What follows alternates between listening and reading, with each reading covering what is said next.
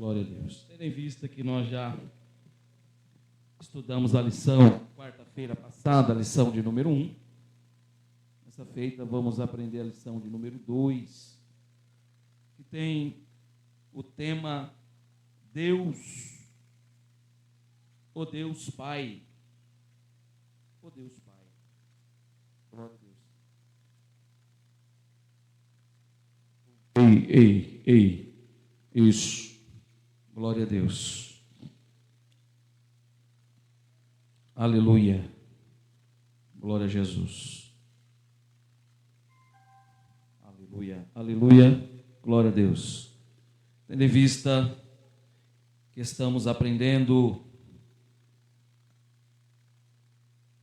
a lição de número 2.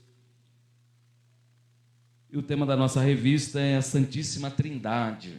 Primeira lição, nós falamos sobre o Pai, o Filho e o Espírito Santo, né? Aprendemos um pouco sobre a Trindade. Essas três que, na verdade, fazem parte de uma só pessoa, que trabalham em conjunto um com o outro. Essa noite nós vamos falar sobre o Pai. Se você tem a sua lição, acompanhe-me comigo. Vamos fazer a leitura da introdução para que possamos entender. A doutrina da Trindade é um mistério revelado e central à fé cristã. Um só Deus em três pessoas coeternas, consubstanciais e distintas: o Pai, o Filho e o Espírito Santo. Dentre essas três pessoas, estudaremos nesta lição a identidade, a revelação e a pessoa de Deus, o Pai, aquele de quem procedem o Filho e o Espírito Santo. Ele é a fonte eterna da divindade, Criador, Redentor e Revelador. Por meio da fé, somos convidados a conhecer e nos relacionar com o Pai Celestial. Palavra-chave: Pai. Meus irmãos, a doutrina da Trindade, que nós estamos aprendendo nesta lição, essa revista que você tem nas mãos, é um mistério revelado. É a central da fé cristã. Um só Deus em três pessoas. Note bem. É um só Deus em três pessoas. O Pai e o Filho e o Espírito Santo, consubstanciais e distintas. Não se trata de três deuses, como algumas pessoas pensam, mas de um único Deus, em essência, que se manifesta pessoalmente, em unidade perfeita, indivisível. O Pai é a fonte eterna da divindade, o princípio sem princípio de quem o Filho é gerado e de quem procede o Espírito. Abra sua Bíblia comigo, hoje é a lição, a escola dominical, e nós usamos a Bíblia Sagrada para aprender a manuseá-la e tirar as nossas dúvidas na palavra de Deus. Evangelho de João, capítulo 15, versículo 26.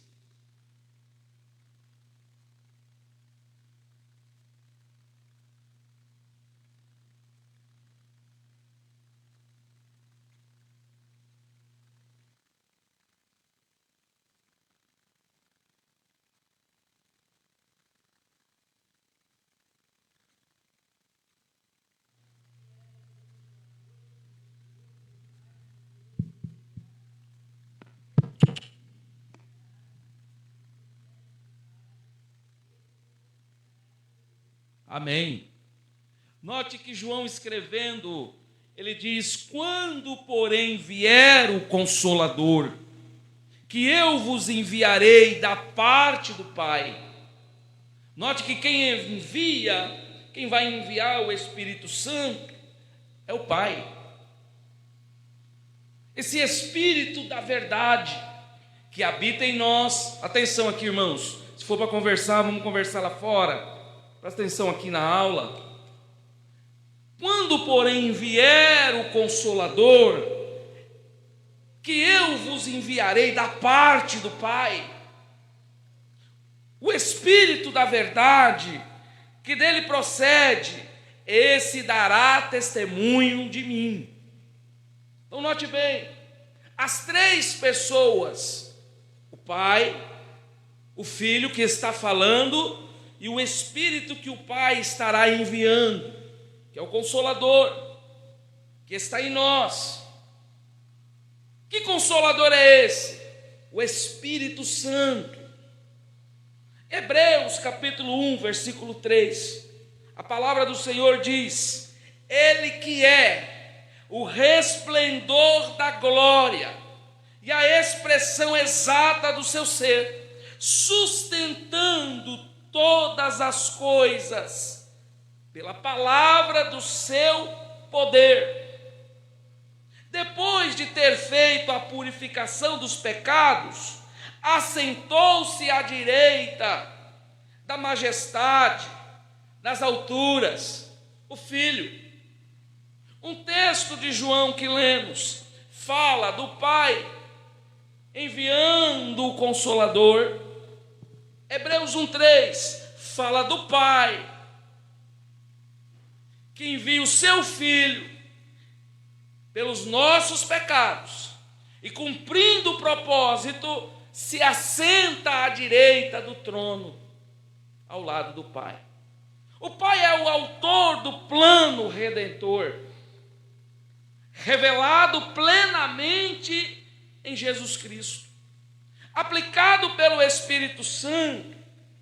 A revelação do Pai é progressiva nas Escrituras, culminando em Cristo, o perfeito revelador do Deus invisível.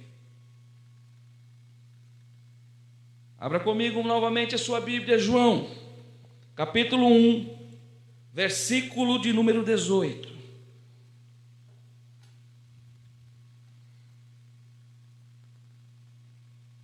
Quem achar, leia para mim. João, capítulo 1, 18. De novo.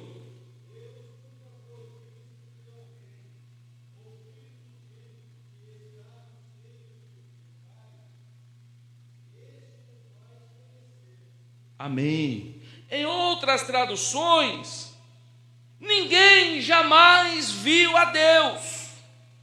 O Deus unigênito que está no seio do Pai é quem revelou.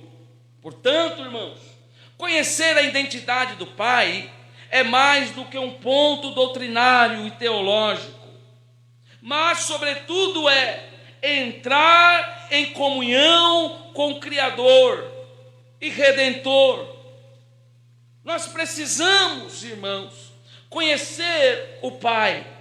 Note, para se ter um relacionamento com o Pai, é necessário passar pelo Filho. Por isso, ele mesmo diz: ninguém vem ao Pai a não ser por mim. Para mim chegar diante do Pai, eu preciso passar pelo Filho. Agostinho nos ensina que inquieto está o nosso coração, enquanto não repousar em Ti. Nós precisamos, nesses últimos dias, conhecer o Pai. Todo mundo sabe que o Senhor Jesus veio enviado por Ele, se manifestou como homem, como um verbo vivo, por causa do Pai. Há um texto em Isaías que diz, quando ele está sendo passado por um processo de chegar até o trono. Lá ele ouve uma voz: a quem eu enviarei?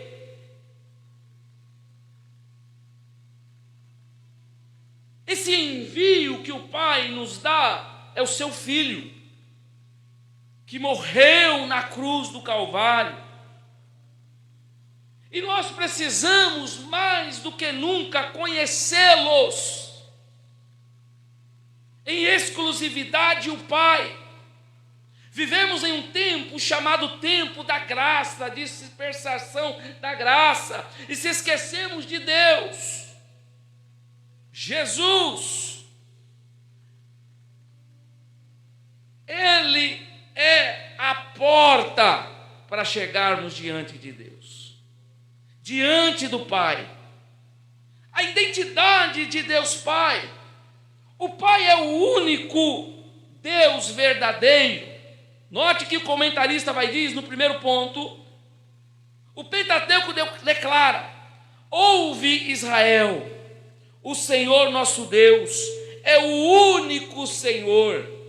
Aqui ainda Jesus não havia se manifestado como homem, o Verbo.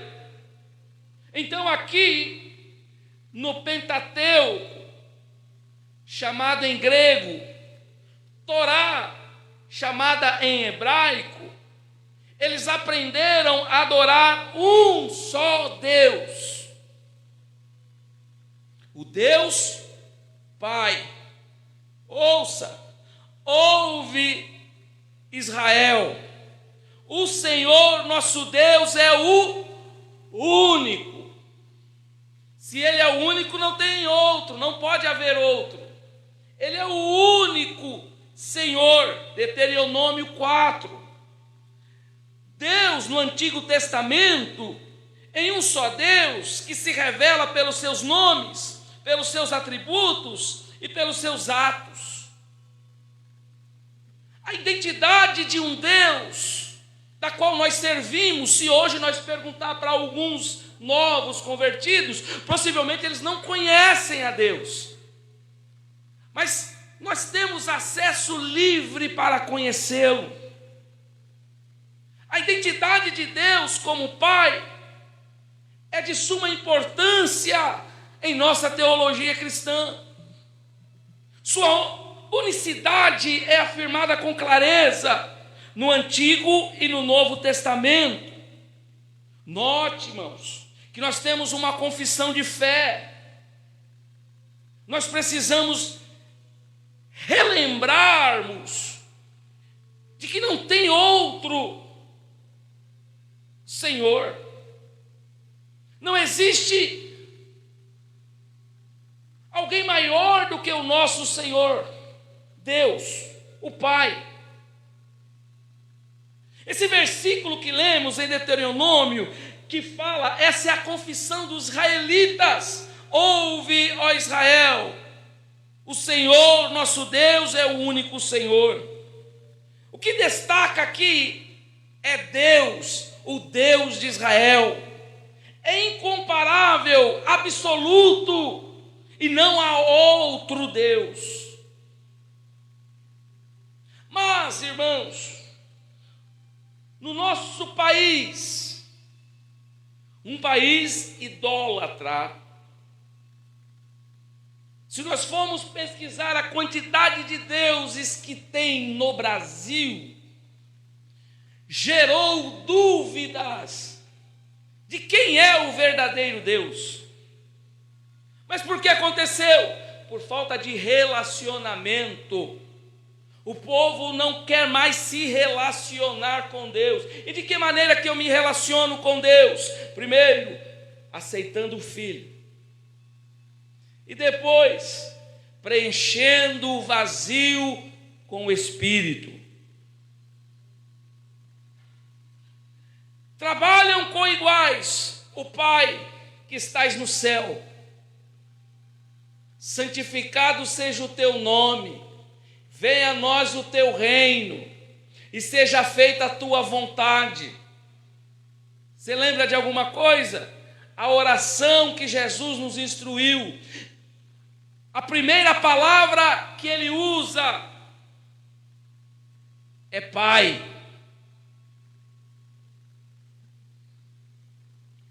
Se você não tiver um relacionamento com o pai, dificilmente você vai ter relação com o filho.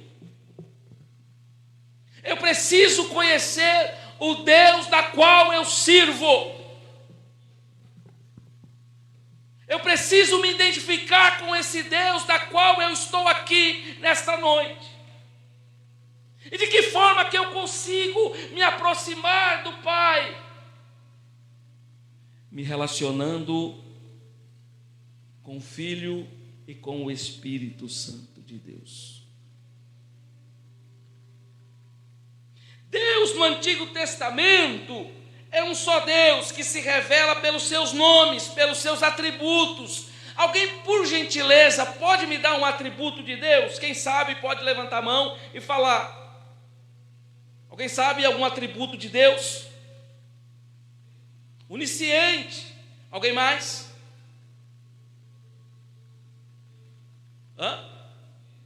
Onipresente. Esses são os atributos desse Deus da qual você serve. É um Deus que pode estar aqui, mas também está em outros lugares. O Deus que nós servimos, Ele está em todos os lugares. E conhecer Ele é a melhor oportunidade que o ser humano pode ter para alcançar a salvação. Ele é apresentado como Criador em Gênesis 1:1. Quem encontrar, leia para mim.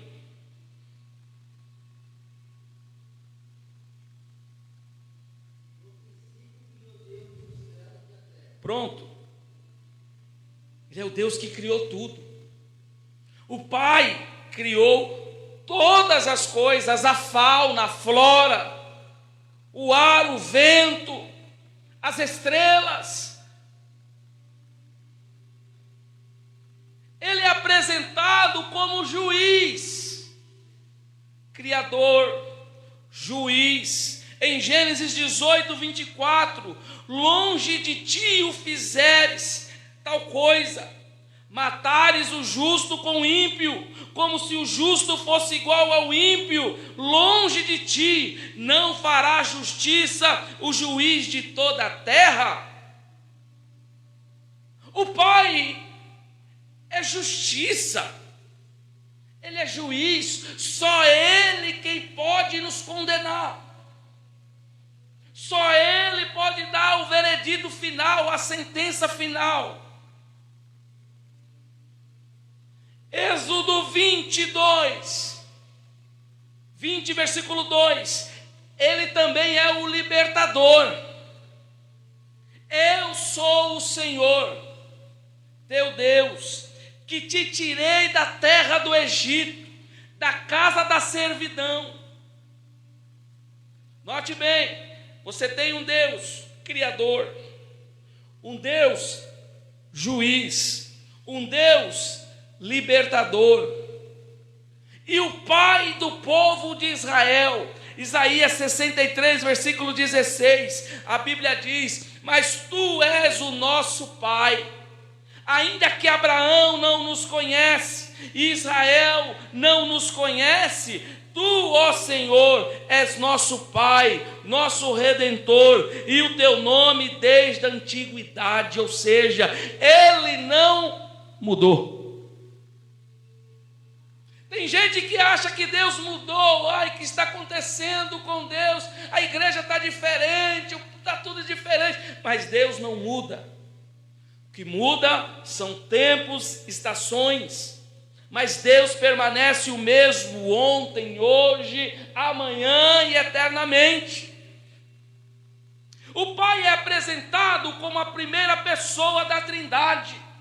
A sua paternidade é reconhecida explicitamente em várias passagens da Bíblia Sagrada. João 6:27, trabalhei não pela comida que perece, mas pela que subsistém para a vida, vida eterna, o qual o Filho do Homem vos dará, porque Deus, o Pai, confirmou com o seu selo. Aleluia! Está tudo sobre o controle. Vira para esse irmão e diga para ele: está tudo sobre o controle. Deus não perdeu o controle da terra, Deus não perdeu o controle do mundo, Deus não perdeu o controle da tua vida e nem da tua situação, porque Ele não muda. Aleluia.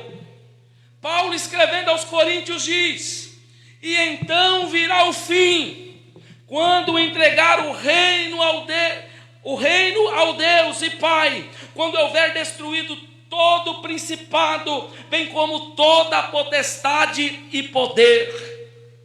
No final, será entregue para o Pai todas as coisas. Todas as coisas deram conta. A natureza, o mar vai ter que devolver seus mortos. O fogo vai ter que devolver os seus mortos. Todos nós perante Deus vamos prestar contas.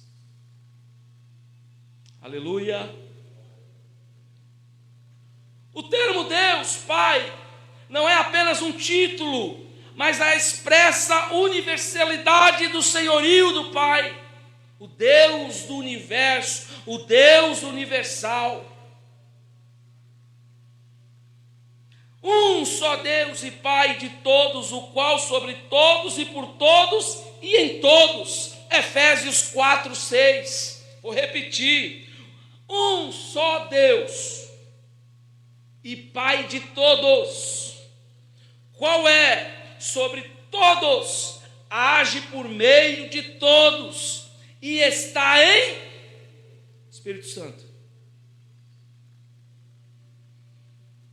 Um só Deus, Pai de todos, o qual sobre todos age por meio de todos e está em todos.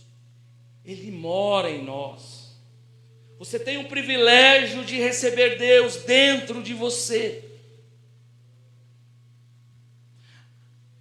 Entenderam a importância do Espírito Santo para esses últimos dias? Estamos enfrentando um esfriamento espiritual. Por quê? Perdemos a essência do Espírito Santo. Cristo reforçou essa identidade ao chamar Deus de meu Pai e ensinar os discípulos a orarem: Pai nosso, que estás no céu.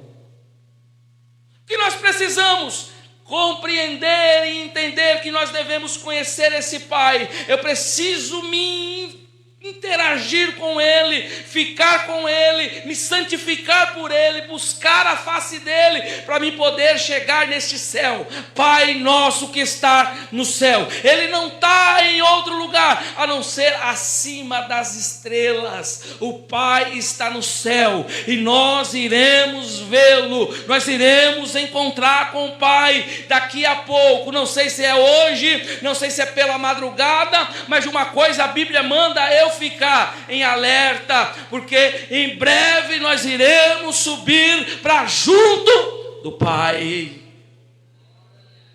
Ô irmãos, eu estou bem devagar hoje, porque eu quero que vocês entendam isso. Oh, nós estamos tão distanciados do Pai. Aleluia. Olha o que Jesus diz: portanto vós orareis assim. Mateus 6:9.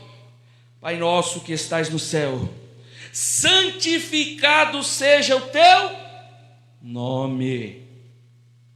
Aqui já dá um endereço, céu. E aqui vai dar um outro atributo, santo. Isso me dá em letra que sem a santificação ninguém verá a Deus. Então, para mim chegar diante de Deus, diante do Pai, eu preciso ser santo. E santidade é algo essencial na vida do crente. Santidade não está na veste, irmão. Santidade não está na maneira que agimos. Santidade está na maneira que eu sou separado. Eu preciso ser separado para que eu possa alcançar a santificação. Essa oração aponta para a transcendência divina, convida os crentes à intimidade com Ele. A minha santidade me faz eu ter comunhão com Deus. Sem santidade e sem comunhão. Isso aqui é sério. Isso aqui pode ocasionar de eu perder a minha salvação. Se eu não for santo, não tem como eu me achegar diante de Deus.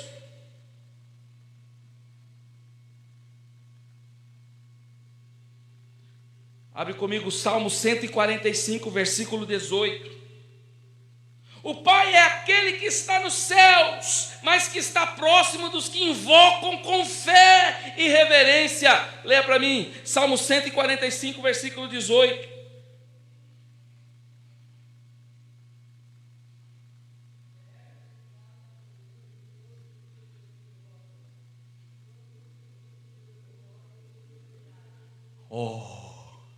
Perto está o Senhor de todos os que invocam, e de todos os que invocam em quê?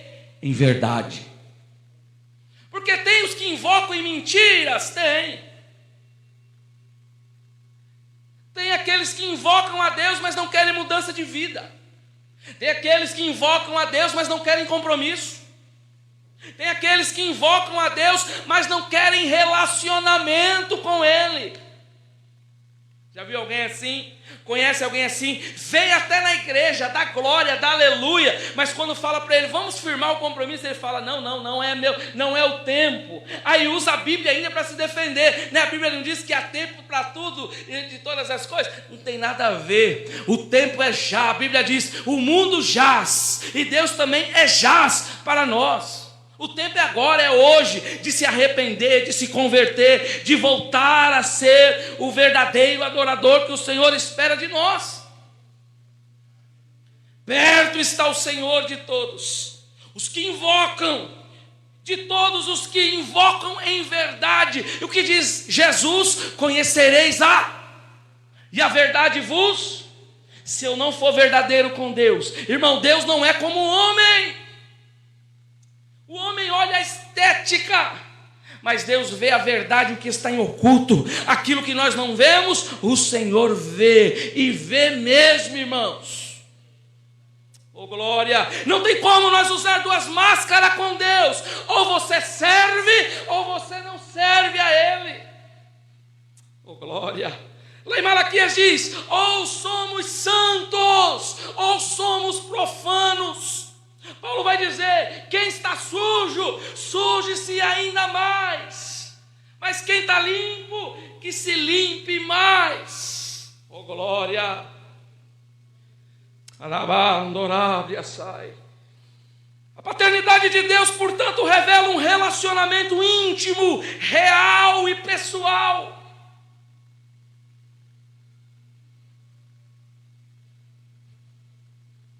Já teve num culto que você deu uma arrepiada assim?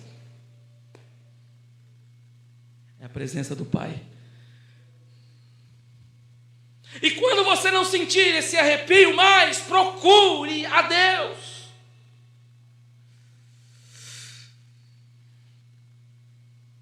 O crente não se aproxima de um Deus distante, mas de um Pai amoroso que deseja comunhão com os seus filhos. Romanos 8,15. Recebeste o espírito de adoção de filhos, pelo qual chamamos Abba, Pai.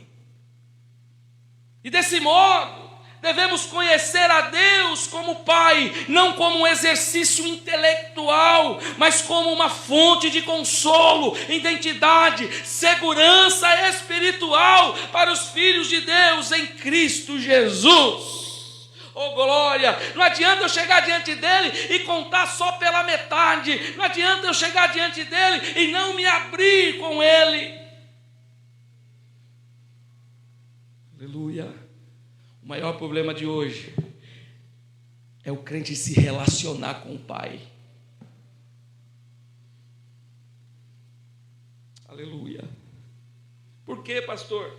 Olha o comentarista, segundo ponto da lição. O Pai é a fonte da divindade.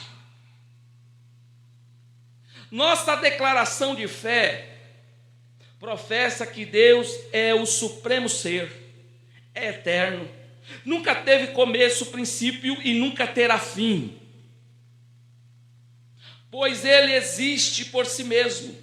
Como o Pai tem a vida em si mesmo, assim deu também ao Filho ter a vida em si mesmo. João 5,26.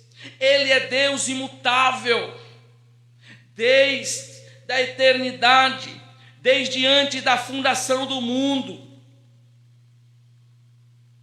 Ele é o Deus eterno que existe por si mesmo, sem princípio ou fim. Deuteronômio 33:27, o Deus e a tua habitação, e por baixo de ti estende os braços eternos. Ele expulsou o inimigo de diante de ti e disse: destrua-o. Ele é o Deus eterno. A doutrina cristã conhece o Pai como fonte eterna, absoluta, sendo a primeira pessoa, note bem, da Trindade, não por ordem de hierarquia, mas por prioridade de relação.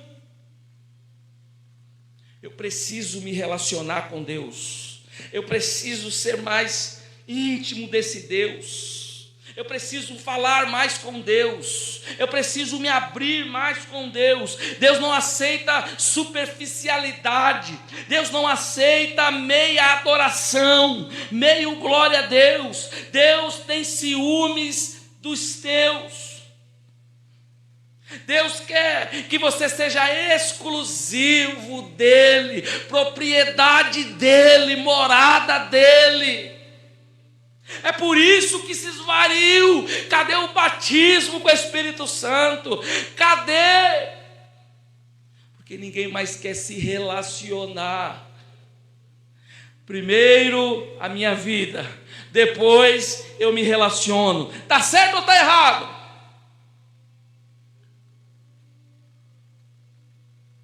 É Bíblia, irmãos.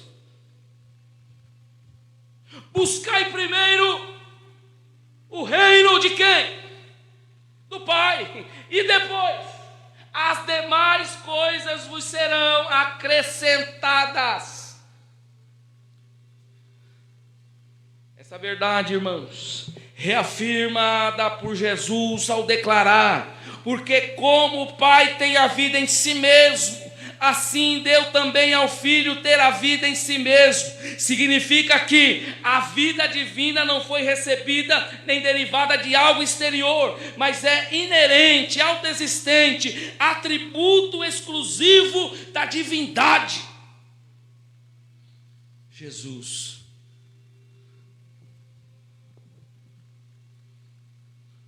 O Filho. Se fosse só pelo Pai, não tinha ninguém aqui para contar a história. Mas quando o Filho entra,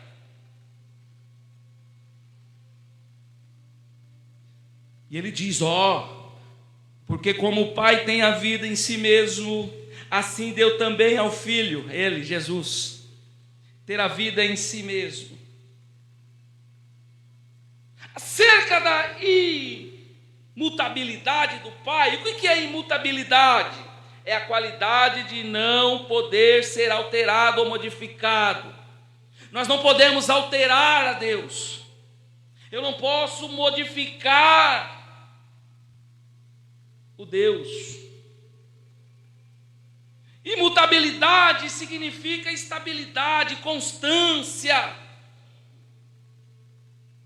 De eternidade em eternidade, tu és Deus. Ninguém fugirá de Deus. Tem gente achando que vai escapar, mas não vai. Todos nós seremos levados ao tribunal do juiz. 1 Coríntios capítulo 15. Esse atributo, imutabilidade, é ratificado em diversos outros textos. Tiago, capítulo 1, 17 diz: porque eu, o Senhor, não mudo.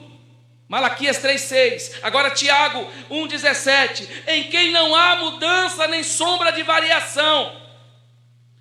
Ele não muda, ele não mudou. Da mesma forma que ele agiu com Moisés, ele age hoje. Está tudo sob controle. Está tudo sobre o poder de Deus. Choveu. Caiu uma tempestade. Caiu um raio. Calma. Está tudo sob o controle de Deus. Inundou o país tal, o bairro não sei o que. Calma, está tudo sob o controle de Deus. Morreu alguém que eu gostava. Calma, porque está tudo no controle de Deus. Como diz um ditado, não está na Bíblia, isso é um ditado: não cai uma folha de uma árvore, a não ser que Deus permita. Tudo é pela permissão de Deus.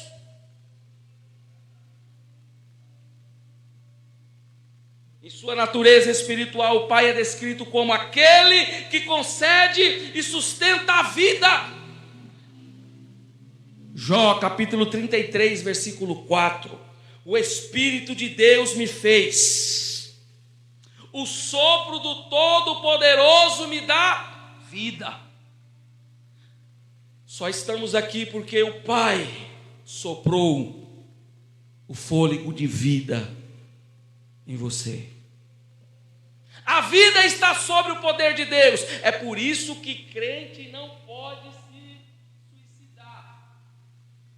Você não tem direito em tocar em sua vida. Somente Deus pode tirar a sua vida. Quando você tira a própria vida, da qual Deus te deu, tem um preço. Todos nós sabemos.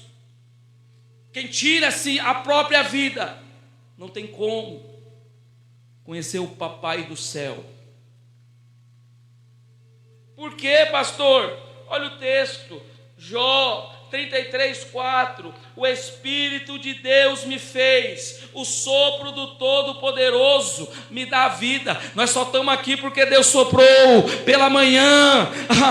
Quando você acordou, Deus falou: mais um dia, recebe. E o dia que ele quiser tomar o fôlego, o sopro, ele toma e acabou. Não tem como justificar, não pode rodar, pode chorar, pode rodopiar, porque a vida é dele, é ele que manda na vida. Em vista disso, o Pai é a fonte não causada da Trindade. Ele gera eternamente o Filho e o princípio de onde procede o Espírito. Havendo Deus, Hebreus 1:1, havendo Deus outrora falado muitas vezes e de muitas maneiras aos pais pelos profetas, nesses últimos dias nos falou pelo Filho, a quem constituiu herdeiro de todas as coisas, pelo qual também fez o universo. Ele que é resplendor da glória, a expressão exata do seu ser, sustentando todas as coisas pela palavra do seu poder. Depois de ter feito a purificação dos pecados, assentou-se à direita da majestade de Deus. O Pai é o princípio da divindade. Eu preciso me relacionar com o Pai. Eu preciso ter esse relacionamento. Se você quebrou, é noite de voltar.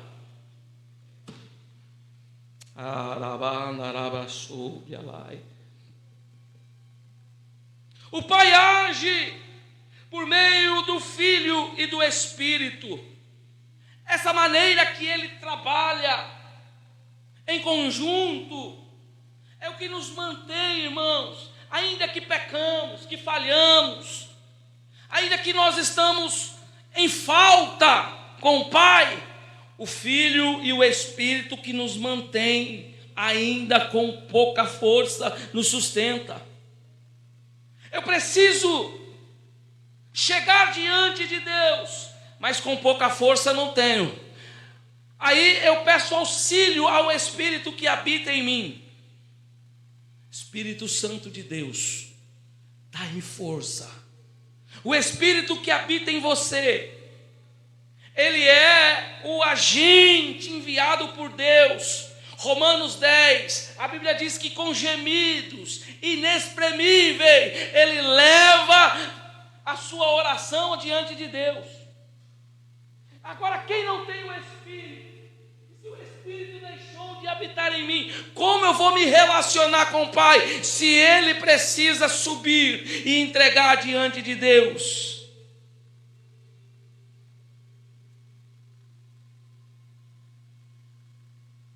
Eu preciso voltar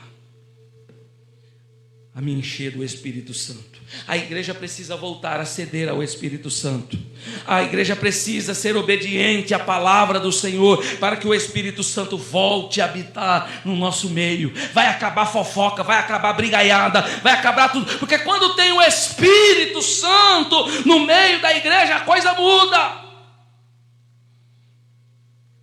O Espírito precisa voltar a dirigir os cultos. O Espírito precisa voltar a dirigir o círculo de oração. O Espírito precisa voltar a ter o controle nas mãos. Deixar de lado o homem, deixar de lado eu, porque nós achamos que é nós que fazemos, mas não somos nós. É pelo poder do Espírito que habita em nós. Canta, não tem unção, falta do Espírito. Eu prego, mas não tenho graça, não tenho unção, falta do Espírito Santo. Vai achando que você consegue fazer a obra sozinha, precisa do Espírito Santo. É Ele que testifica, o Deus da minha vida. Não canta nada, mas quando tem a presença, o Espírito, irmãos, parece que soa como se fosse uma orquestra. Estou cantando através daquela boca. Presença do Espírito.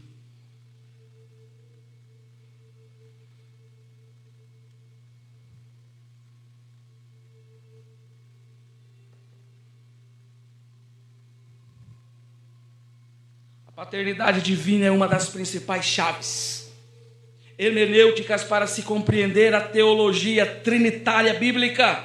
Ao designar Deus como Pai, a Escritura não apenas identifica a sua função dentro da Trindade, mas expressa a maneira como as três pessoas operam inseparavelmente. Ou seja, não tem como eu só agradar a Jesus e se esquecer do Pai e do Espírito.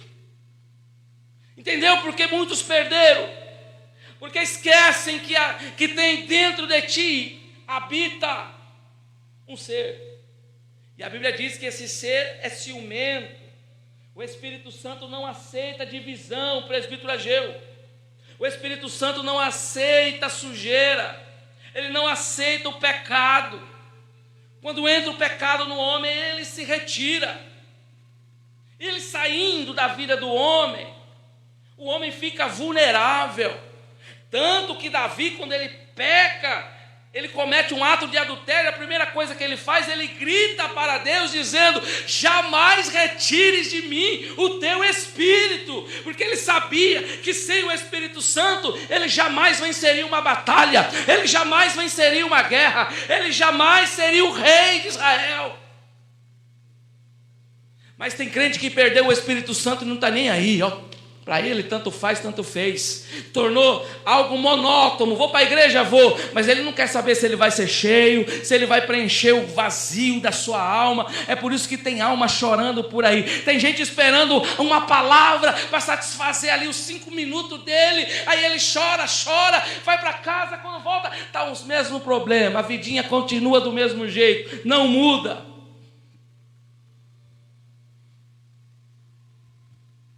O Filho trabalha por meio do Espírito.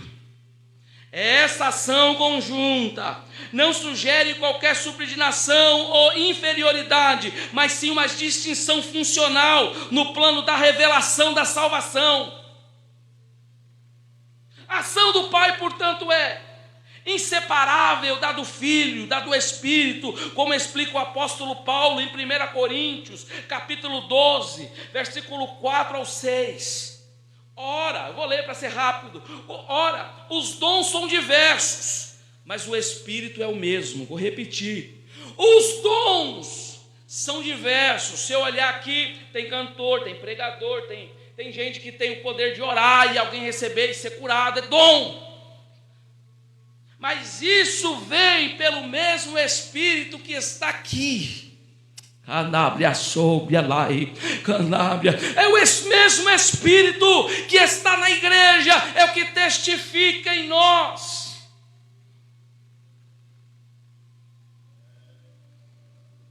Paulo continua dizendo: há também adversidade nos serviços, mas o Senhor é o mesmo.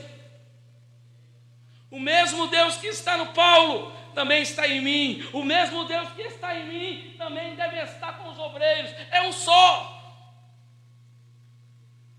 Há diversidade nas realizações, mas o mesmo Deus é o que opera em tudo e em todos, se é que opera em alguns. Aleluia. Nessa tripla estrutura trinitária que se repete em Efésios 4, do capítulo 4 ao 6, Paulo expõe a unidade do Espírito do Senhor Cristo e de Deus Pai. Abre comigo sua Bíblia, Efésios 4, do 4 ao 6, leia para mim.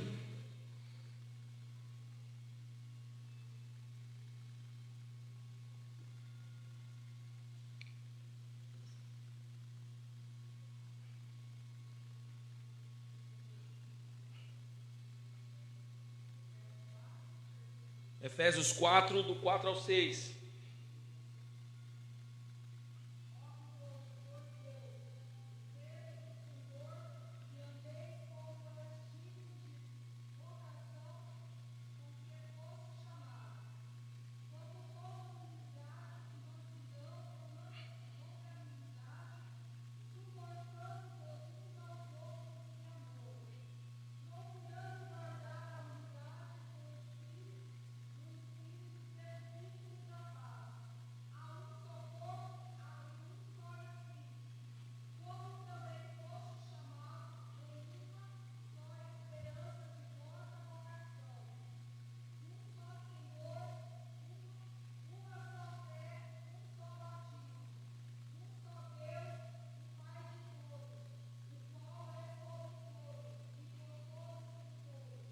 Amém.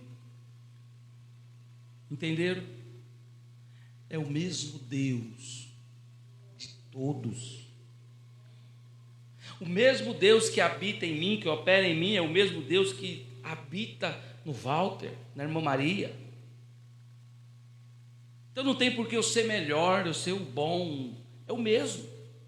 Porém, com os dons. Note bem, Paulo ensina. Porém, com os dons. Vai ter gente aqui que vai orar, vai cair demônio. Vai ter outros que vai orar e vai alguém se converter. Isso é tudo dom que Deus dá. Alguém vai pregar e a multidão vai se converter. Dom. Vai louvar e o fogo vai descer. Dom. Mas é o mesmo Espírito. A criação é um exemplo clássico dessa cooperação trinitária. O Pai proclamou as palavras criadoras. Salmo 33, versículo 9. Pois ele falou e tudo se fez. Ele ordenou e tudo passou a existir. Uma ordem de Deus fez todas as coisas. O Filho as executou. João 1,3. Todas as coisas foram feitas por intermédio dele, e sem ele nada do que foi feito se fez. Aleluia. O Pai planejou a redenção. 1 Tito capítulo 2, na esperança da vida eterna, que Deus, que não pode mentir, Tito 1:2, na esperança da vida eterna, que o Deus que não pode mentir, prometeu antes dos tempos eternos. Aqui, o Pai planejou a redenção. Deus não mente. Deus não é filho do homem para que minta. Se ele fez promessas, há de se cumprir no seu tempo, na hora certa. O povo se esqueceu dessas palavras. Tem gente que lá deixou o barco porque a promessa não chegou. Porque o tempo não é nosso, o tempo é dele. Até isso, ele é o dono. Pedro vai dizer que um dia para ele é como 1000, e 1000 como um dia. Então você nunca vai entender o tempo de Deus. O Filho realizou esta obra. João 17,4, ele diz: eu te glorifiquei na terra, consumada a obra que me confiastes para fazer. Note que o Pai mandou, comissionou Jesus a fazer o que ele fez por nós na cruz. Todos que estamos aqui somos comissionados a fazer alguma coisa para Deus. Interessante é agora o posicionamento. Só se posiciona quem conhece o Pai. Alguém aqui foi criado com pai? Teve pai? O pai dava uma ordem. O filho tinha que se posicionar. Se não fizesse, apanhava. Não era assim? Vinha a ordem. O pai mandou. Todo mundo fazia. Aqui é claro e evidente que ele diz: todas as coisas foram feitas por intermédio dele. O pai mandou, o filho obedeceu.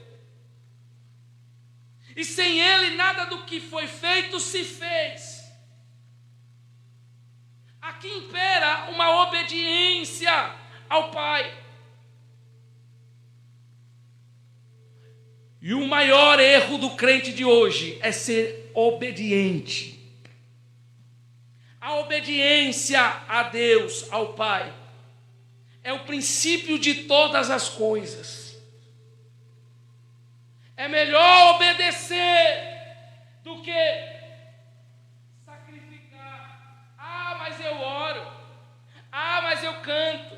Ah, mas eu prego. Ah, mas eu jejuo 3 dias, 3 noites, 24 horas. Não tem importância não. Se você não for obediente, seu sacrifício é em vão. Porque é melhor obedecer do que sacrificar. Então Jesus, ele diz, João 17,4, eu te glorifiquei na terra, consumada a obra que me confiastes para fazer. Jesus estava em plena obediência com o Pai. Quando eu conheço o Pai, eu sou obediente. Eu sou fiel. Oh, glória. Quando eu conheço o Pai, eu fujo do perigo. Eu viro a rua da santificação e caminho por ela, porque eu conheço o Pai e o Pai me conhece. Quando você tem esse relacionamento, irmão, já estou me arrepiando aqui. Quando nós temos esse relacionamento, pode ter certeza que a sua viagem é para a eternidade, a sua viagem é para o céu. O crente que quer morar no céu tem que ser obediente à palavra dele. Após a ascensão do Filho, o Espírito Santo é enviado conforme o prometido. João 14:26. Mas o Consolador, o Espírito Santo, a quem o Pai enviará em meu nome, esse vos ensinará. Por que as pessoas não aprendem? Tem o Espírito Santo aí? Pode morrer pregando, irmão. Se não tiver o Espírito Santo em você, você não entende nada que eu estou falando aqui. Mas o Consolador, o Espírito Santo, a quem o Pai enviará em meu nome, esse vos ensinará todas as coisas e vos fará lembrar de tudo que eu vos tenho dito.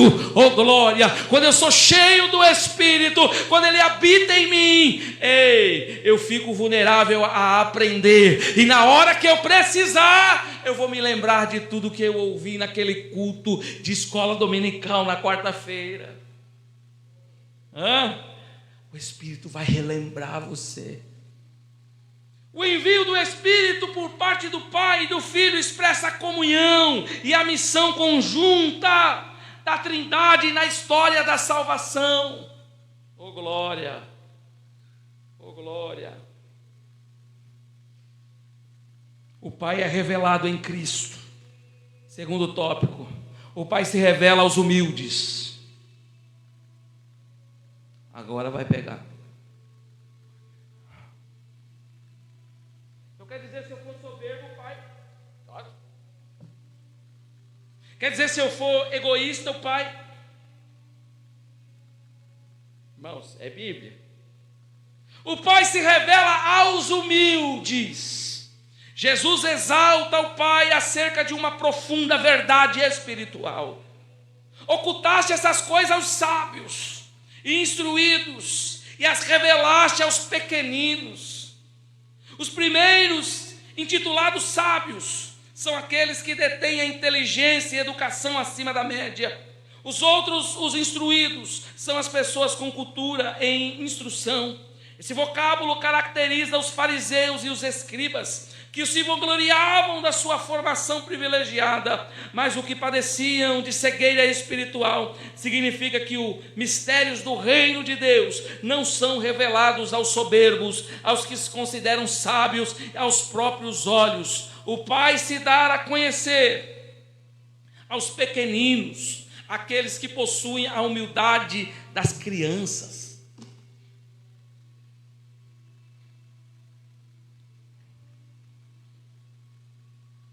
Deus quer revelar. Sabe qual era antigamente a oração de um crente? Senhor, eu quero ter experiências contigo. Alguém aqui já teve uma experiência com Deus? Alguém já teve experiência com Deus? Se houver, levanta a mão. Já teve uma experiência com Deus? Nunca tiveram uma experiência? Levanta a mão. Fala aí, pastor, já tive uma experiência. Tem gente que não teve. Eu quero despertar a curiosidade de quem não teve. Porque não pedem. Deus está disponível a se revelar, a se manifestar, a dar uma experiência para nós. Há diversas experiências que Deus pode trazer para nós. Um sonho, uma revelação. Mas acontece que nesses últimos dias deixamos de buscar essas coisas. Então é muito mais fácil eu orar a Deus para que Deus me dê dinheiro, me dê prosperidade.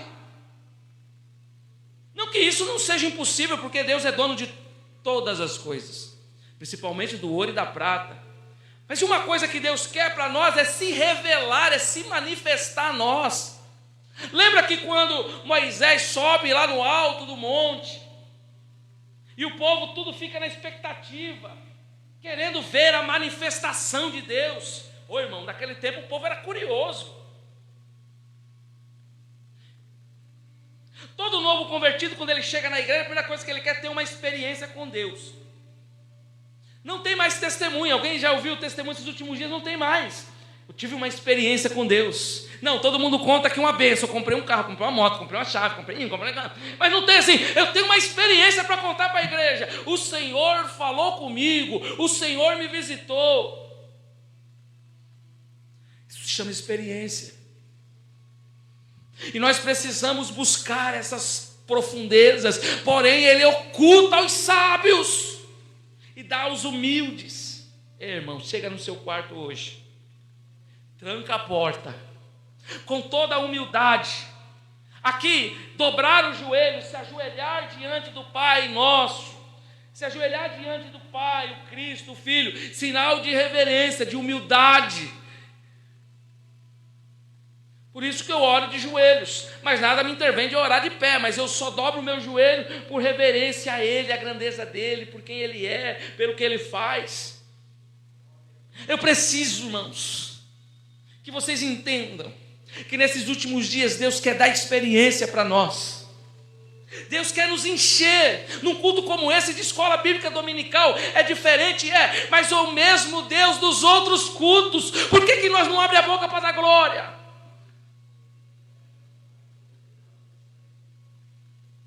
Os irmãos estão entendendo? O esfriamento espiritual não gera relacionamento com Ele. Eu fui questionar Deus, por que o Salmo 146? O Senhor falou para mim, porque eu quero que o meu povo tenha experiência comigo. E a melhor maneira de eu ter experiência com Deus é como eu começo a louvar a Ele. É quando eu presto adoração a Ele. Irmãos, se você entender isso, vai ter crente que não vai nem dormir essa noite. Vai acontecer algo na sua vida, você vai falar em línguas. Você vai, irmãos, antigamente o povo queria ser batizado para falar em línguas.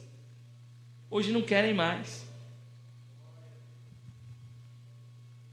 Ocultaste essas coisas aos sábios e instruído e as revelaste aos pequeninos. Esse versículo revela o princípio espiritual fundamental. Deus se oculta dos altivos e se manifesta aos humildes.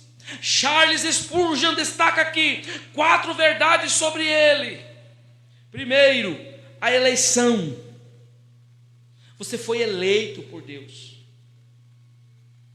Ninguém está aqui em vão. Ninguém vem para a igreja em vão, irmãos. Deus te elegeu, te escolheu. Irmão, isso é forte. Eu estou sentado aqui porque... Não, você veio porque Deus te escolheu. E o autor da eleição, que é Deus, te chamou. Deus é o autor da eleição, é o Pai que escolhe e revela as suas bênçãos. Não foi você que escolheu a Deus, foi Deus quem te escolheu. O Pai que te escolheu para você estar aqui. Os sujeitos da eleição podem ser vistos sobre 2 aspectos: escolhidos ou rejeitados. Espera aí, o mesmo Deus que escolhe, rejeita também. Pastor, Deus rejeita. É por isso que você não pode brincar com Deus. Sabe aquela coisa, um dia eu vou, outro dia eu não vou, outra hora eu vou, outra hora eu não vou, outra hora eu estou dentro, outra hora eu estou fora, outra hora uma hora. Mas Ele é misericordioso. Sim, é o Deus de misericórdia. Mas uma hora, vai que você vai e de repente não dá tempo mais de voltar. Você é eleito. O Pai te escolheu. Agora cabe você ser humilde a reconhecer isso. Eu me achego diante de Deus porque eu fui escolhido por Ele. Irmão, que privilégio, hein? O maior privilégio do homem é ser escolhido por Deus. Quer ver um exemplo? Lembra de onde Deus te tirou? Não falo aos que nasceram dentro da igreja, mas eu digo àqueles que outrora estava fora e veio agora. Lembra de onde Deus te tirou? Já é motivo de você se alegrar. Bebedor de cachaça, dançarino de forró. Aí Deus pega você, dá fumador de maconha. Aí Deus pega você, dá um banho em você de santidade. Olham para você, vejam que é uma outra criatura. Mas será que é Ele mesmo? É Ele, é aquele que estava lá no forró. Agora está na onde? Agora Ele é da Assembleia de Deus. Mas como é que aconteceu isso? Aí o mundo não entende que foi Deus que pegou ele lá de fora e trouxe ele aqui para dentro. Vou dizer uma coisa: se você não quiser fazer, a eleição já foi feita, Ele te escolheu. Mas se você não quiser fazer, Deus pega lá de fora e coloca outra aqui no seu lugar. É assim que funciona. Tem um monte de eleito lá fora. Vai ter o tempo da colheita. Vai ter o tempo da colheita. Nós temos que aproveitar a oportunidade que Deus nos dá de fazer hoje. Amanhã pode ser tarde demais. Ele te escolheu. Tudo me foi entregue por meu Pai. Ninguém conhece o Filho senão o Pai, e ninguém conhece o Pai senão o Filho, aquele a quem o Filho quiser revelar. Aí agora muda. Como é que eu ganho? Como é que eu recebo uma revelação de Deus? Quando eu estou em conexão com Jesus. Qual seria a oração apropriada aqui para me receber algo da parte do Pai? Senhor Jesus, Tu sabes que somos carentes. Há uma carência espiritual no meio da igreja, porque não tem comunhão, não tem acesso. Então fica aquele crente frio. não sente nada, não ouve, não observa a palavra, não presta atenção na palavra, vai frio, sai frio de casa, vem para a igreja e volta gelado. Aí culpa o pastor, não, é culpa do pastor, você viu o pastor? É culpa dele. Aí culpa o cantor, coitado, o cantor ensaiou o dia inteiro para cantar um hino, aí, não, você viu também aquele cantor cantando? Pelo amor de Deus. Aí o pregador estuda o dia inteiro. Tem crente aqui que eu aviso, uma semana de antecedência, você vai pregar tal dia. Aí o obreiro se debruçou, estudou uma semana. Aí o infeliz fala, não, culpa também aquela palavra, que pregação. Aí tudo tem uma desculpa. Quando começa o meu relacionamento é quando eu acordo. O meu culto já começa quando eu acordo. O culto começa quando eu estou varrendo a minha casa, passando pano, quando eu estou lavando minha louça, quando eu estou lá no açougue cortando minha carne, fazendo meu pão, trabalhando. O culto já começa ali. Então eu me encho lá para me transbordar aqui dentro. Pai, enche-me da tua presença, porque hoje eu quero ir naquele culto. Ó, o crente já vem cheio. Irmãos, aqui não enche ninguém. Você enche primeiro lá. Como é que foi seu dia? O cara ficou o dia inteiro na Netflix. Como é que ele vai ser cheio no culto? O dia inteiro no Facebook. Como é que ele vai ser cheio? Se ele não leu a palavra, não fez o seu devocional, não orou, não jejuou, não buscou, cogitou o dia inteiro da vida dos outros, como é que vai sentir a presença?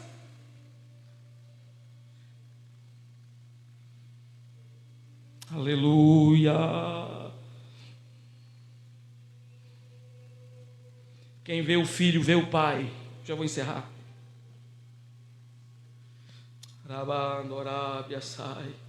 Jesus diz aos discípulos que conhecê-lo é conhecer o Pai.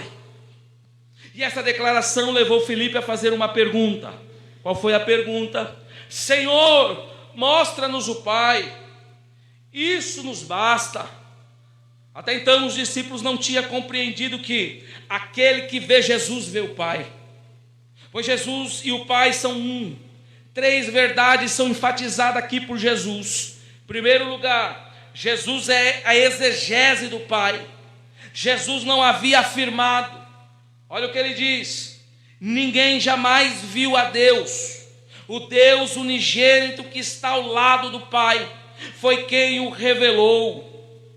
Então Deus revela-se para o Filho, mostrando a sua grandeza, e o Filho agora desce na missão de mostrar que ele é coigual ao Pai. Ou seja, mexeu com o Pai, mexeu com o Filho, mexeu com o Pai, mexeu com o Pai, mexeu com o Filho. Qual é o filho que vai ver o pai apanhando e vai deixar o pai só? E qual é o pai que vai ver o filho apanhando e vai deixar o filho só? Os dois são o mesmo. Agora diz que quem conhece, conhece o Pai, e quem vê também vê o Pai. Jesus é a exegese de Deus. Por quê, pastor? Nele habita corporeamente toda a plenitude da divindade. Colossenses 2,9, ou seja, ele é o resplendor da glória, a expressão exata do ser de Deus. Se achegue mais a Jesus. Outro ponto, Jesus é o arauto do Pai. João 14,10, não crês que estou no Pai e que o Pai está em mim? As palavras que eu vos digo, não as digo de mim mesmo, mas o Pai que permanece em mim faz as suas obras. Então tudo que Jesus falou, a palavra veio do Pai. É por isso que essa palavra te purifica. Essa palavra te corta. Esta palavra te muda. Porque ela não vem de qualquer um, ela veio do Pai. E se ela vem do Pai, ela tem que gerar efeito. A palavra em si, quando é pregada, gera efeito. E gerando efeito, leva nós a ser salvo. A melhor palavra não é aquela que você sai daqui choroso. Chora. A palavra que vai causar confronto com você. A palavra que vai deixar você com a cabeça virada, vai encostar o cabeção para dormir, vai falar: meu Deus, eu preciso me acertar, eu preciso me arrumar, eu preciso... É essa palavra que muda. É essa palavra que transforma. A evidência absoluta da unidade entre o Pai e o Filho, que o Filho realiza as mesmas obras do Pai, e Ele é o agente do Pai, ou seja, Ele é o Verbo, o Criador, o Pai. Ele trabalha até agora. Tudo isso aqui é um trabalhar de Deus, ou seja, Deus não descansa, Deus está trabalhando em todos os momentos. Tanto que você dorme. Quando você dorme, o Pai continua trabalhando em você. Prova, pastor? Provo. Quando você dorme, você morre. Você está sendo treinado para a morte. Você apaga. Quem lembra aí que sonhou? É muito raro você lembrar alguma coisa da noite que passou, porque você dormiu. Você não viu, passou. E é nessa hora que o Pai trabalha. Até agora. É nessa hora que o Pai entra no vaso para trabalhar. É nessa hora que você dorme, irmã Solange, é que Deus vem te visitar. A hora do sono, a hora que Deus vê você dormindo, às vezes está até babando, é a hora que o Pai trabalha em você. É a hora que, se tiver que fazer alguma cirurgia, Ele faz em você. É a hora que, se tiver alguma coisa em falta, Ele repõe. É nessa hora que tiver algum órgão, algum organismo que não esteja de conformidade com o seu corpo, é a hora que o Pai te visita e ali Ele te cura, sem você saber. Se nós formos analisar, irmãos, hoje nós somos os piores consumidores de alimento da face da terra. Comemos muita coisa que não presta. O alimento nós já vem com tóxico, com veneno. E a maioria das vezes, diante da eleição, eu sou eleito, e se Deus me escolheu, me elegeu, e eu estou cumprindo o seu ofício, fazendo como Jesus fez, cumprir o que o Pai mandou, pode ter certeza que Deus vem colocar as mãos, ainda que uma veia do meu coração venha se entupir, ou está prestes a entupir, o Senhor vem e coloca as mãos e sara. Ei, Ele trabalha, ainda que você esteja dormindo, Ele está velando por você. E nós cantamos: porque te abate, ó minha alma, em ti comoves, perdendo a calma. Não tenhas medo, em Deus espera, porque bem cedo Jesus virá. Ele está intercedendo. Ele intercede por ti, minha alma. Espera nele com fé e calma. Jesus de todos, olha trabalhando, teus males salva e te abençoa nos altos céus. Aí ele pergunta: por que te abates, ó minha alma, e te comoves, perdendo a calma? Não tenhas medo. Em quem? Por quê? Porque bem cedo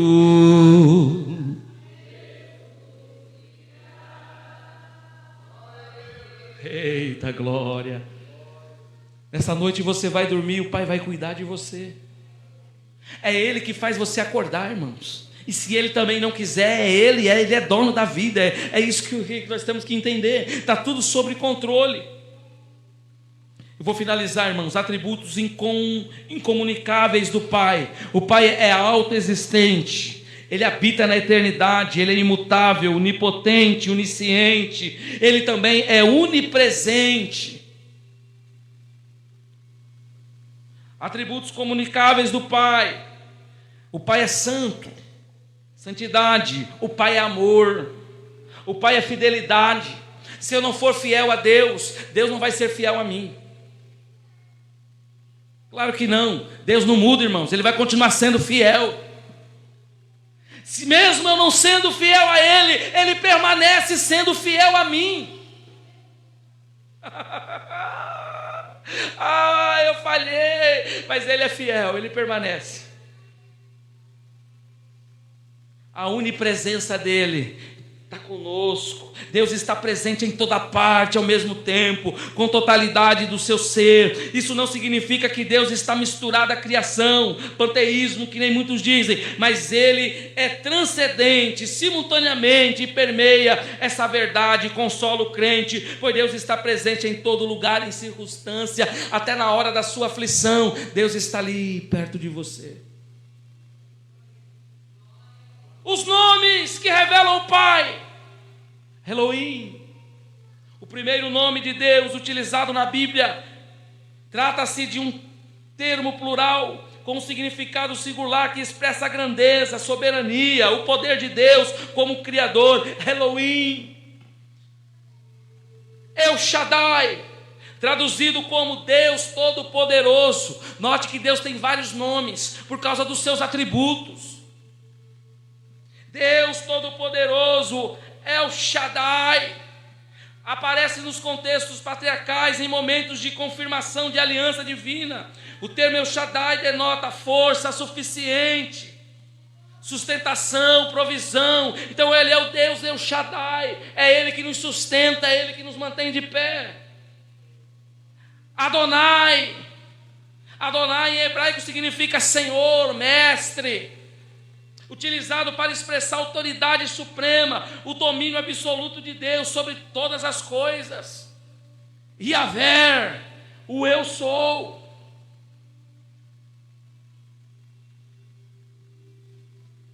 E a conclusão: a doutrina da Trindade é a revelação concreta da vida divina compartilhada entre o Pai, o Filho e o Espírito Santo. Neste capítulo vimos que Deus, o Pai, e o Deus verdadeiro, eterno e soberano, revelado plenamente em Cristo. Ele é o autor da criação, o planejador da redenção, o sustentador da vida. Conhecer o Pai por meio do Filho é essencial da vida eterna.